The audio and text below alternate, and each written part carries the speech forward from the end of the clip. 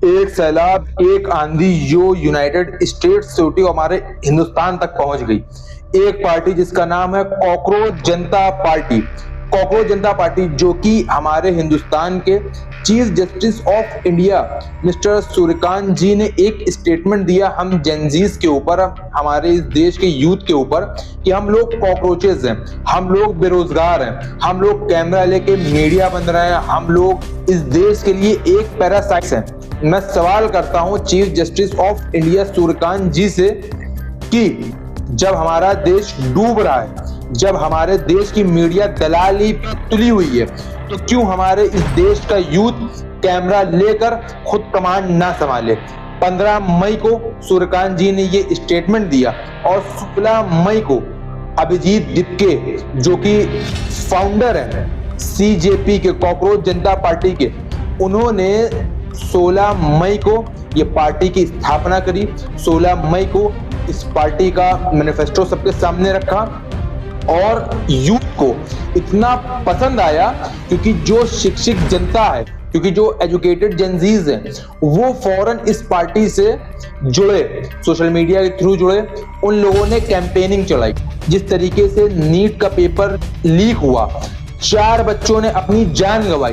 भाजपा चुप है, कांग्रेस चुप है, सारी पॉलिटिकल पार्टीज चुप है, लेकिन सीजेपी ने इसके लिए आवाज उठाई और धर्मेंद्र प्रधान जो कि एजुकेशन मिनिस्टर है, उनकी रेजिग्नेशन मांगा गया। लेकिन अभी तक भाजपा की तरफ से कोई भी जवाब नहीं आया है और जेनजी प्रोटेस्ट कर रहे हैं और हमारे इस देश का भविष्य हम जेनजीज के हाथ में है। और जब तक कि हम लोग इस देश के अंदर हैं, तब तक कि ये देश कभी हम लोग तबाह होने नहीं देंगे।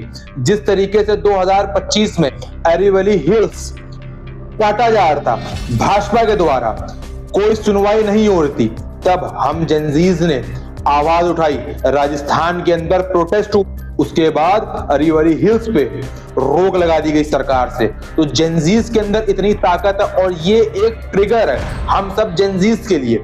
जो जेनजीज के पास कोई स्टार्ट नहीं मिल रहा था, कोई स्पार्क नहीं मिल रहा था, इस सीजेपी के तहत हम जेनजीज को ताकत मिली है और इंशाअल्लाह ताला हम लोग इस पे काम करेंगे, इस पे आगे बढ़ेंगे और इस देश को डूबने नहीं देंगे। और इस पार्टी से अभी बहुत आउटकम्स होंगे। जो अदर पॉलिटिकल पार्टीज है वो चाहेंगे कि वो सीजेपी से कोलैब कर लें, वो सीजेपी के साथ जुड़ जाए, क्योंकि जिस तरीके से मात्र कुछ ही दिनों में सीजेपी के तकरीबन 23 मिलियन फॉलोअर्स हो गए। तमाम पॉलिटिकल पार्टीज को सोशल मीडिया के थ्रू सीजेपी ने पीछे छोड़ दिया।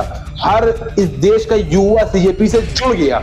ये बहुत बड़ी जीत है और जहां तक कि अगर इस पे ऐसे ही सब जेनजीज मिलके काम करते रहे, और इस पार्टी को जेनजी इसलिए पसंद कर रहा है इतना क्योंकि इस पार्टी ने कोई भी हिंदू मुस्लिम की राजनीति नहीं करी, कोई भी जातिवाद की राजनीति नहीं करी और बहुत बड़े बड़े राजनेता इससे घबराए हुए हैं, बड़ी बड़ी पॉलिटिकल पार्टीज इससे घबराई हुई हैं, क्योंकि जिस तरीके से नेपाल की सरकार पलटी है जेनजीज के द्वारा, तो हिंदुस्तान के भी जेनजी कम नहीं है।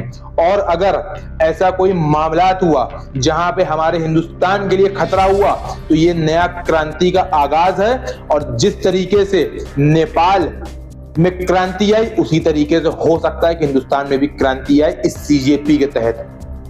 अगर आप लोगों को वीडियो अच्छी लगी हो तो लाइक करें और अगर नहीं अच्छी लगी हो तो गाली कमेंट में जाके। जय हिंद, जय भारत।